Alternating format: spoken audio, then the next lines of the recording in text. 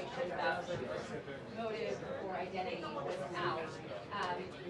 We are likely also going to get an update on this crime response across the country. As Mike just noted, the president posted on Truth Social this morning that it got problems in Chicago, and that he says people are begging for him to go in and fix it, but the governor is not so far asking for that, and he says to stay tuned. The Illinois governor has so far refused to invite in the National Guard, despite a different response from the D.C. mayor here yesterday, basically saying that while they feel that the presence of federal agents is somewhat broken their trust in the community, he's really praising the results, touting an 87% reduction in car accidents in the last 20 days, which she said had a trickle-down effect, reducing the use of guns, basically impacting everything from robberies to homicides and having an improvement in crime across the city. We also do a speed poll that shows 81% of people surveyed believe that crime is a big problem in major cities. That includes 68% Democrats. So far, a lot of these state leaders that the president has been talking about are still existing, giving the information that we want.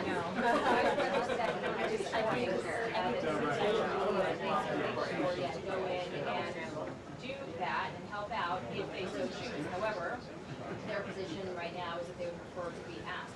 So we will see what that means and what plans are ahead. I expect we'll get probably a lot of information on that.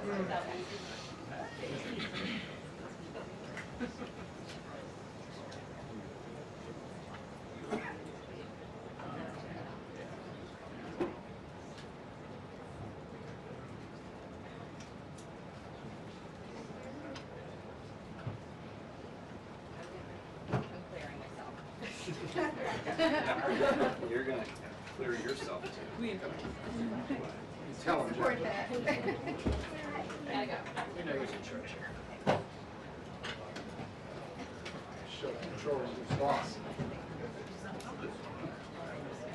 Yeah.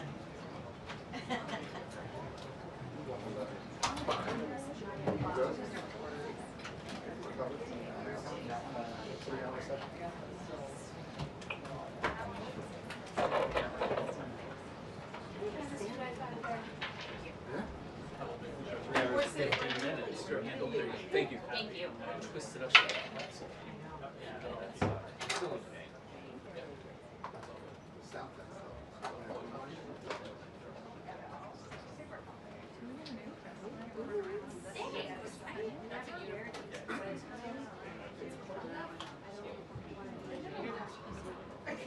I'm doing the summer booth.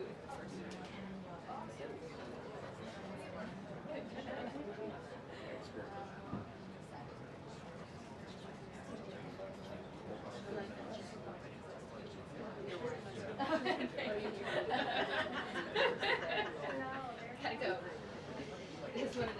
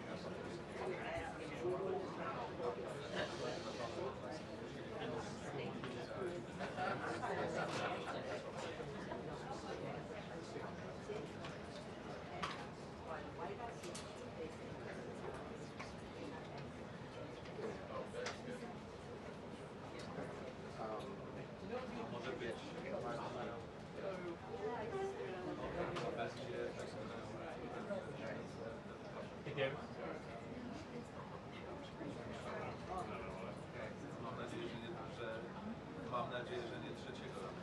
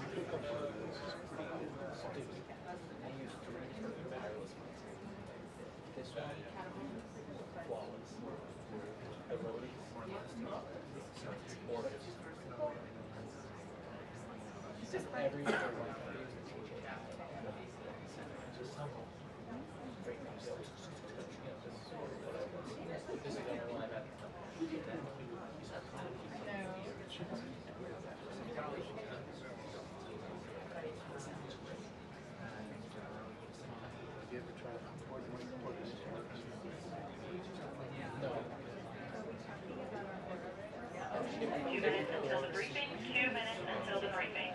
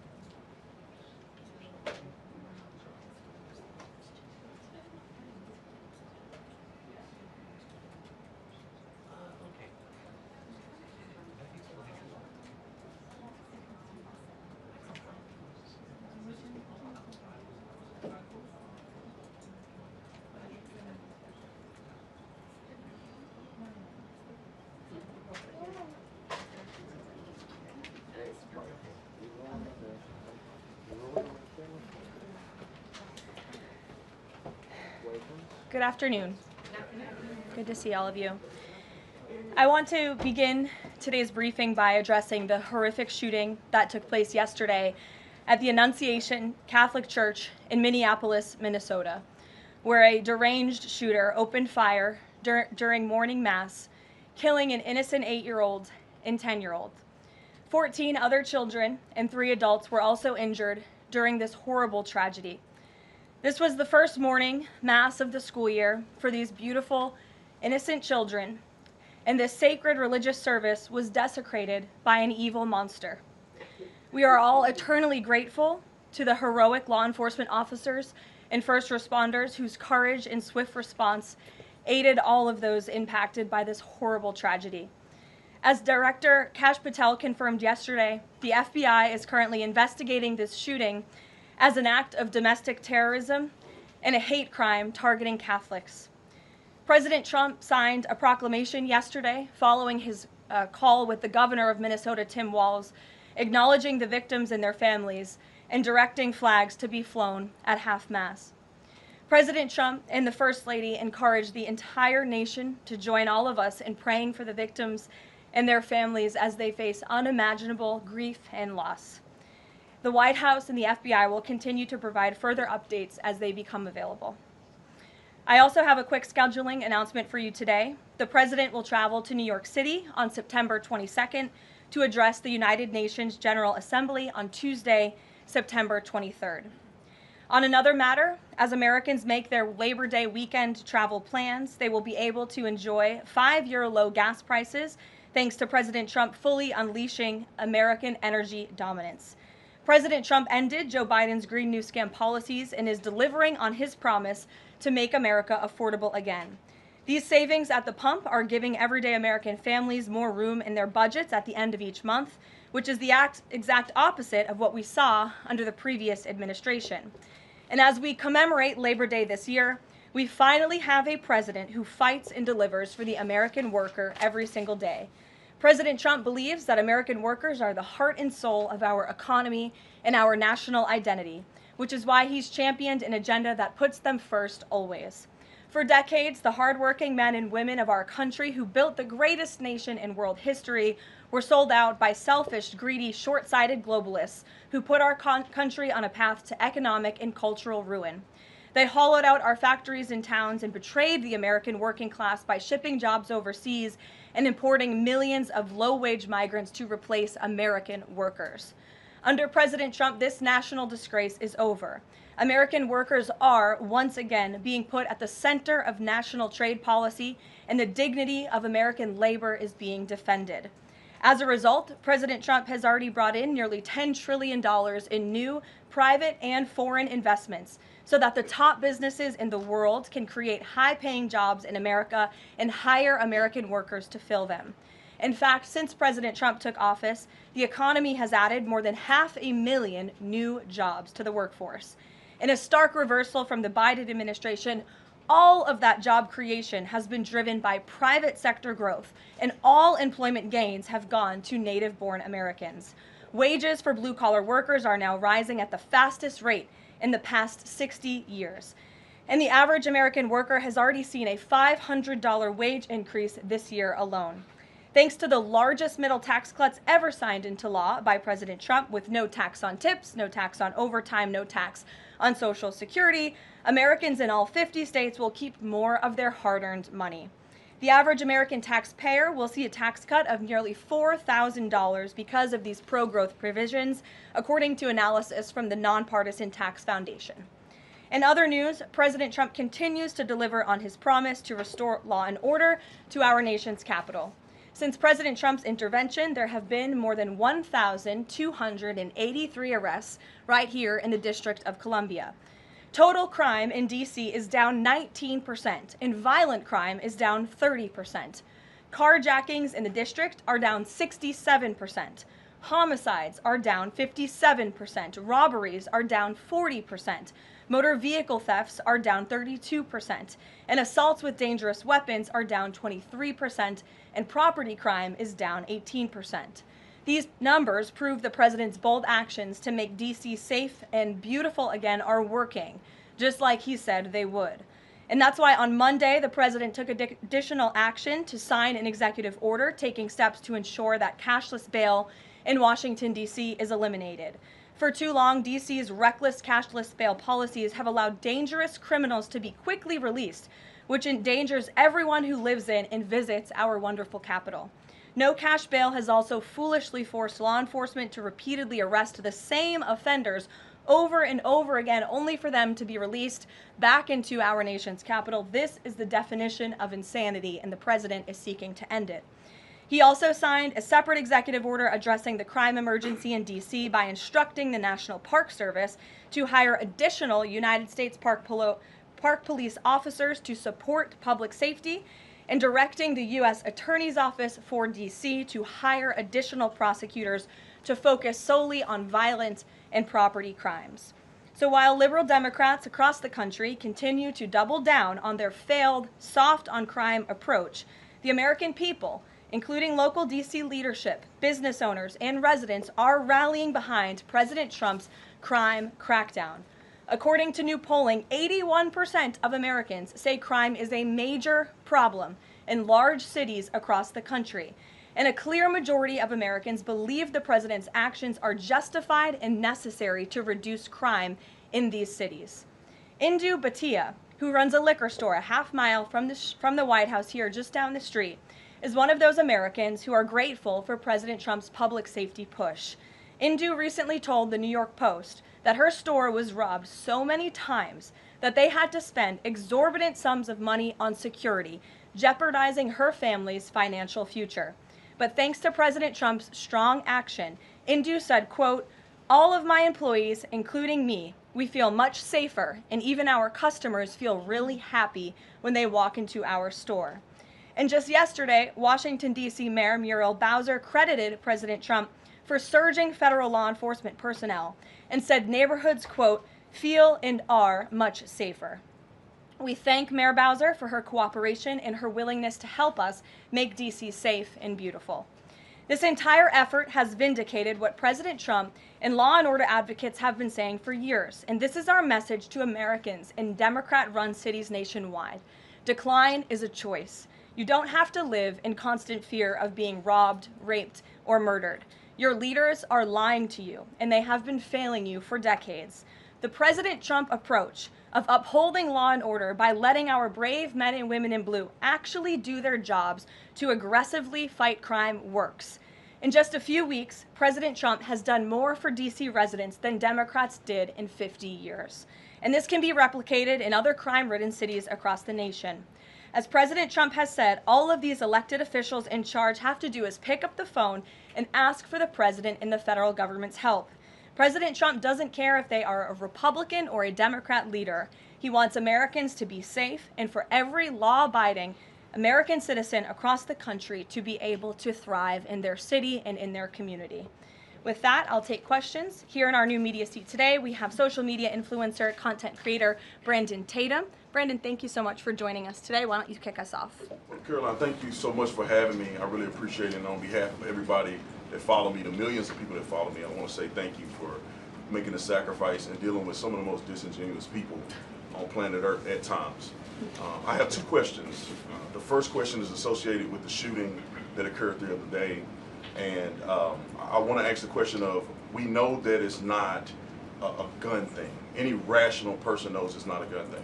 We know it's a mental health issue. So I want to know from you, what is President Trump and the White House going to do to address mental health issues around the country associated with these shootings? And the second thing is Chicago. You know, anybody with, and I say, with a connected brainstem knows that Chicago's crime is out of control. And young black men are getting killed, laying dead in the middle of the streets every single day in Chicago. No president has addressed any of these issues. And so what is the White House going to do to address issues in their capacity to deal with the conflict and violence in Chicago? Sure. Well, to your first question about this shooting in Minnesota, right now, the administration is focused on helping the people of Minnesota. It's been less than a day, of course, since this tragedy happened. We have federal law enforcement on the ground assisting local law enforcement. This investigation is ongoing. There's still a lot of facts to understand about these circumstances, and so we're going to continue to do that. As for Chicago and cracking down on crime, it is a priority of this administration to ensure that American cities are safe again, and I'm so glad that you brought up the crime in Chicago, because we've been seeing the governor of Illinois parading out there saying that there's nothing wrong with Chicago, it's a great place to live, there's no crime there, he doesn't need President Trump's help. Well, I think the residents of Chicago beg to differ, and the statistics beg to differ, and I'll just share a few of those statistics with all of you. For 13 consecutive years, Chicago has had the most murders of any U.S. city. This is J.B. Pritzker's legacy, by the way. For 7 consecutive years, Chicago has had the highest murder rate among U.S. cities with more than 1 million people. In 2024, just last year, Chicago's murder rate per capita was 3 times higher than Los Angeles and nearly 5 times higher than New York City. That's more than double the murder rate in Islamabad and nearly 15 times more than Delhi. Out of Chicago's 147,899 reported crimes this year, that's how many crimes have been reported in Chicago since January 1st. There have only been arrests in 16% of them. These numbers are unacceptable. There have been more illegal guns recovered in Chicago than in New York City and Los Angeles combined. The number of reported motor vehicle thefts last year was more than double the number in 2021. And Chicago has also, just like DC, come under scrutiny over discrepancies in its homicide data reporting. So as bad as these numbers are, perhaps they are even worse. And this is Governor Pritzker's legacy. He should put politics aside. He should pick up the phone and call this president, who would be more than happy to do right by law-abiding American residents in the city of Chicago, and we hope that he will. Gabe, and thanks for being here, Brandon. Gabe. Karoline, thank you so much. First, on the firing of the CDC director, first, Sure. who will replace her? And then also, overnight, the White House said that she did not align with the president's agenda. Dr. Menard's attorneys say that she refused to rubber stamp unscientific, reckless directives and fire dedicated health experts. What specifically did she do wrong? Look, what I will say about this individual is that her lawyer's statement made it abundantly clear themselves that she was not aligned with the president's mission to make America healthy again. And the secretary asked her to resign. She said she would, and then she said she wouldn't, so the president fired her, which he has every right to do. It was President Trump who was overwhelmingly reelected on November 5th. This woman has never received a vote in her life, and the president has the authority to fire those who are not aligned with his mission. A new replacement will be announced by either the president or the secretary very soon. And the president and Secretary Kennedy are committed to restoring trust and transparency and credibility to the CDC by ensuring their leadership and their decisions are more public-facing, more accountable, strengthening our public health system, and restoring it to its core mission of protecting Americans from communicable diseases, investing in innovation to prevent, detect, and respond to future threats. That's the mission of the CDC, and we're going to make sure that folks that are in positions of leadership there are aligned with that mission. Briefly on another topic, alligator Alcatraz. Last week, a judge on an environmental concerns lawsuit said that the administration had 60 days to wind down operations there, state officials did. Now, the administration has not been shy in fighting back against what it calls activist judges, but why is it backing down this time? We're not backing down. We've always said that we are going to continue to fight in the court of law for what's right, because we know that what this administration is doing with respect to all policy, but also immigration policy, is above the books, and we're abiding by our nation's immigration laws. And we think it's despicable that an activist judge has inserted themselves in this migrant detention facility to the point where DHS is now having to relocate these illegal immigrants to other detention facilities around the country. That is an unnecessary burden on the Department of Homeland Security and these agents who should be removing these criminals from our community. That's what the American people elected this president to do. So we've always maintained, Gabe, we're going to comply with court orders, but we're also going to fight back on them on the merits of the law. And DHS is in compliance while we disagree with this decision, and we'll continue to fight it in court. Let's go to... Hey, go ahead. Thanks so much. So just following up on the CDC firing, Sure. Are you anticipating other changes there at CDC in addition to that firing? And is the administration going through in a very sort of organized fashion? Is there a task force that's going through high-level appointees to see who is or isn't aligned with the mission? Like, should we expect more changes? Not to my knowledge. I understand there were a few other individuals who resigned after the firing of Ms. Monarez. One of those individuals wrote in his departure statement that he identifies pregnant women as pregnant people. So that's not someone who we want in this administration anyway. So if people are not aligned with the president's vision and the secretary's vision to make our country healthy again, then we will gladly show them the door. Karoline, can I just follow up on... Go to the back. Thank you, Yes. Karoline. Go behind you, Andrew. Go ahead. Oh, thank you, Karoline. The military deployment that President Trump has sent to the Caribbean Sea close to the shores with Venezuela is massive. It's much more that is needed to simply counter narcotics operations. Is President Trump considering launching military strikes to military installments or facilities in Venezuelan soil? I won't get ahead of the president with respect to any military action or questions about that ever.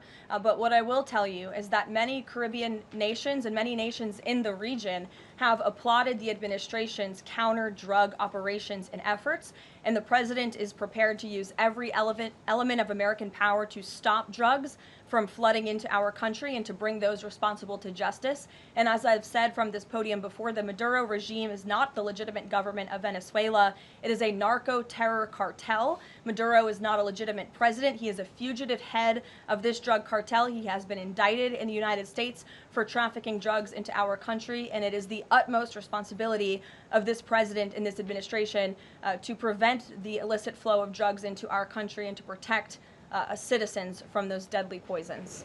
Reagan. Thanks, Caroline. I have two questions for you. Sure. Democrats, including former White House Press Secretary Jen Psaki and Minneapolis Mayor Jacob Frey, attacked prayer and pushed gun control in the aftermath of yesterday's shooting. What's the White House's response to their comments?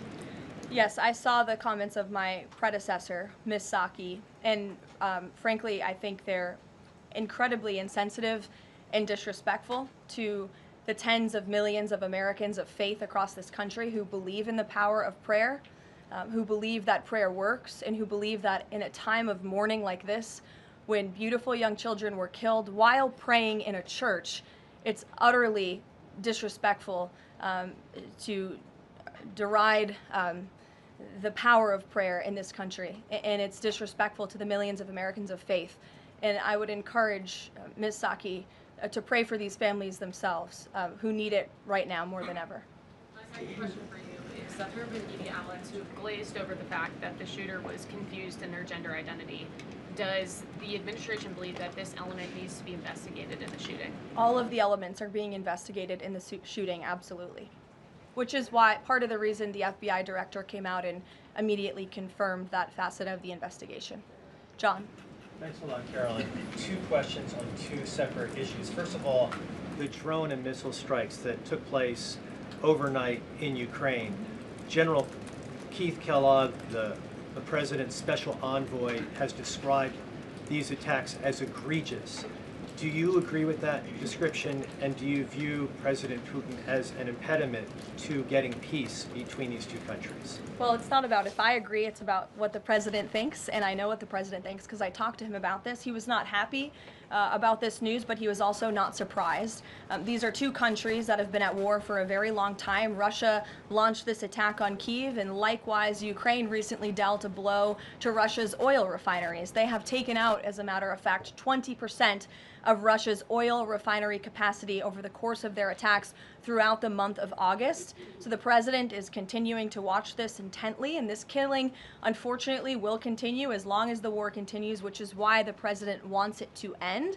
And that's why he's worked harder than anyone to end this war, which would have never started if he were president, but perhaps both sides of this war are not ready to end it themselves. The president wants it to end, but the leaders of these two countries need it to end and want it to end, must want it to end as well. And I think the president will make some additional statements on this later. My second question has to do with, Kare. I just had one more, if I may. It has to do with the president's intention to remove Lisa Cook as a member of the Federal Reserve Board. He is going or acting upon allegations that have been made by Trump administration official Bill Pulte. These are just allegations. She hasn't been convicted yet of any crime. Is the administration opposed to allowing Ms. Cook to have due process, to challenge what has been alleged against her? I believe she is challenging it. I believe she just filed a lawsuit today, and Mr. Pulte has deferred those allegations over to the Department of Justice to investigate them. What I will say is that you had these mortgage receipts very clearly shown to the president, and he has the cause that he needs to fire this individual. He laid it out in the letter that he provided to her and to the public as well. And so we'll continue to fight this battle. Kare. Hi, Caroline. So the president just announced that he wants to have a convention right before the midterms next year. The DNC has countered that they too want to have a convention right before the midterms as well. What's the White House's response to that? And can you give us just a little bit of a hint or a tease here as to how the president envisions a convention for the midterms? Look, the president put out a statement on this earlier today. I'll let him speak further on the plans that he envisions, but I think he's very proud of the accomplishments and the achievements of his administration, as he should be. The most secure border in United States history, a crackdown on crime here in our nation's capital, an attack or a reversal of the attack on our energy industry from the previous administration. As I just pointed out to you, gas prices today, this Labor Day, are the lowest they've been since Labor Day in 2020. Our economy is bringing in trillions of dollars in revenue from all over the world again. So there's so much for Republicans and for the president and for Americans across the country to be proud of, and I think the president wants to see that celebrated. But for any further details on this as they come, we'll provide you with them. Iris. Thank you, Caroline. 2 questions on the shooting. What's the administration's message to some concerned parents across the country who might be now worried about their kids' safety in light of the latest incident? We completely and totally understand the concerns of parents across the country. This tragedy it's heartbreaking. As a parent myself, there are no words to describe just the heartbreak that these families must be enduring, which is why the President and the First Lady have encouraged everyone to continue to pray for these families and these victims. And it's why this administration is focused on removing public safety threats from our communities. And in fact, I can share with all of you that last night in Washington, D.C., when arrests were being made, there was an arrest of a juvenile right here in D.C. in Ward 7 for threats to kidnap and injure, receiving stolen property, possession of a large capacity feeding device, unlawful possession of firearms and ammunition. A search warrant was executed, 7 firearms were recovered, and the juvenile was arrested after an investigation was initiated based on social media posts allegedly threatening violence towards a school. So this was a juvenile who was a risk to not just himself, but the community here in Washington, and he was removed from the community last night because of the law enforcement efforts of this administration. And I would also point to the statement of our wonderful First Lady that she released yesterday. She wrote, "The tragic mass killing in Minnesota illuminates the need for preemptive intervention in identifying school shooters. Early warning signs are often evident, with many individuals exhibiting concerning behaviors and making violent threats online prior to their actions. We encourage all Americans, as the old saying goes, if you see something, say something. If you see warning signs or threats, report it to law enforcement." This administration, federal law enforcement, will take those reports and those threats seriously. They will be treated as a law enforcement emergency, and we will act accordingly. And on the First Lady's statement, would the administration consider ramping up resources on these fronts to parents and schools across the country to help them look into these signs and prevent more tragedies? It's a very fair question, Iris. As for any potential future policy decisions or funding questions, it's just been over 24 hours since this tragedy occurred. Right now we're focused on the FBI and their investigation and uncovering all the facts, and we'll leave those very important policy discussions to another day. Thank you, Caroline. Go ahead. Megan. I had a question about the Lisa Cook lawsuit that you mentioned. Does the president plan to wait until that lawsuit is resolved to appoint her replacement? I will leave that to the president to make that decision in that announcement himself. Brian. Thank you, Caroline. 2 questions. Bouncing off the CDC situation at CDC. I'm curious if administration officials are pushing back on the president's agenda, privately, publicly, however, should they fear to lose their jobs going forward? Look, I think if you're doing your job well, and if you are executing on the vision and the promises that the president made to the public who elected him back to this office, then you should have no fear about your job. Just do your job. That's what this president wants to see. He wants to see people solving problems. He wants to see the people who have the privilege of serving the American taxpayer and the federal government abiding by the wishes of the American taxpayers who overwhelmingly reelected him in this cabinet to make America great again, or in this case, make America healthy again. On the Intel deal, where the U.S. got a stake in that company, there's two things I want to ask about that. The first is, what did the U.S. get back in return for that deal? And the second thing is, what are the future plans for giving any form of money to another company? It could be through the CHIPS Act, like this deal, or some other form of funds. What are the plans there by this White House administration? Well, look, as you know, Brian, very well, because you cover it often, the Intel deal is still being ironed out by the Department of Commerce. The T's are still being crossed, the I's are still being dotted.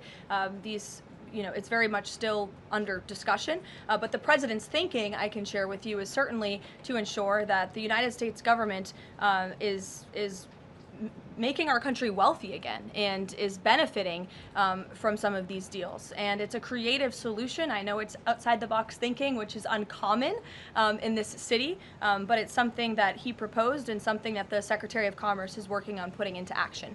Mary. Thanks, Caroline. I have a couple questions on the shooting yesterday. The first one, this is the second shooting involving a trans-identifying shooter who specifically targeted Christians and Catholic kids. What kind of consequences do the gender-affirming therapists, doctors, or even the parents of these shooters face after these types of shootings? Well, as for the parents and potential therapists in this case, again, all of that is still currently being investigated by the FBI. I know the Secretary of Health and Human Services this morning said that HHS is investigating perhaps links between some of these drugs and these prescription drugs that some of these minors may be taking and an increase in violence. And obviously we have mental health problems in this country that this administration and Secretary Kennedy will continue to speak out about in the work that we're doing to solve it. Thank you. And just to follow up, I've seen a lot of calls for action, among these lawmakers saying that we shouldn't just be praying. One that I've seen on the right, actually, is calls for the FBI to institute a new class of domestic terrorism that involves trans ideology. Is that something that the administration would support? I would have to check with the appropriate people on that. Daniel. Thank you, Caroline. We saw some new revised economic data come out today showing the U.S. economy moved at a 3.3% clip, largely buoyed by a surge in capex.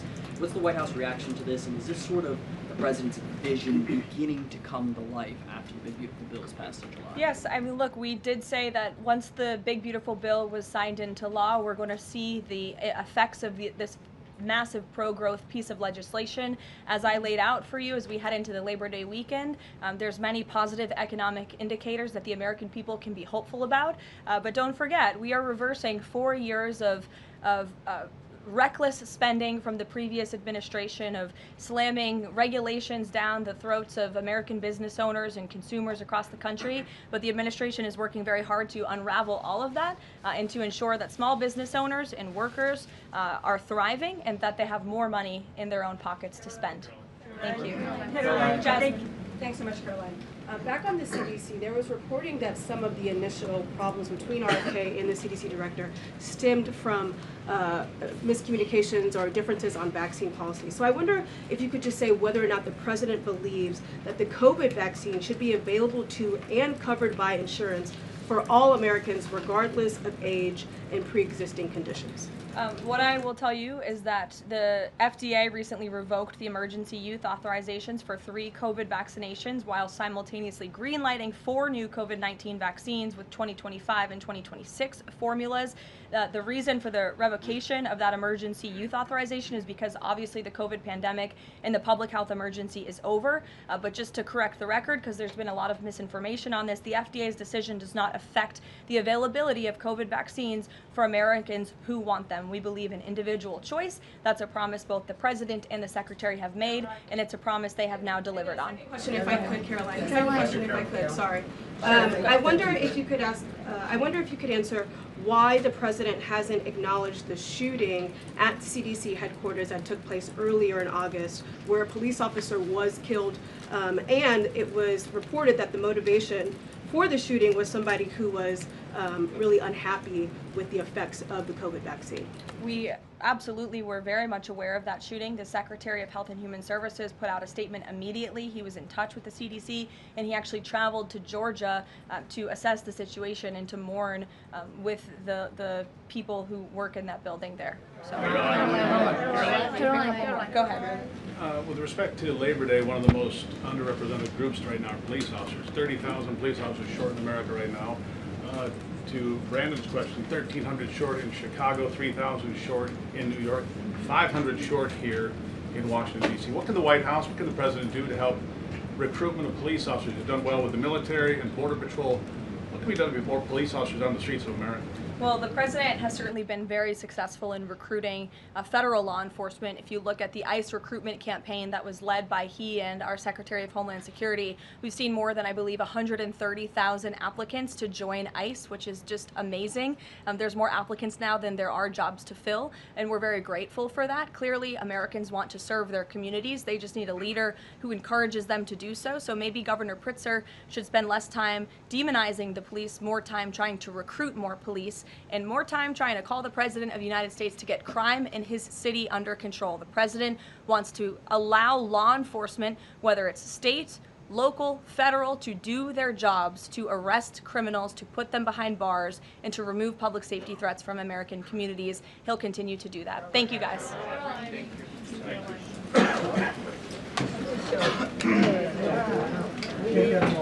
How many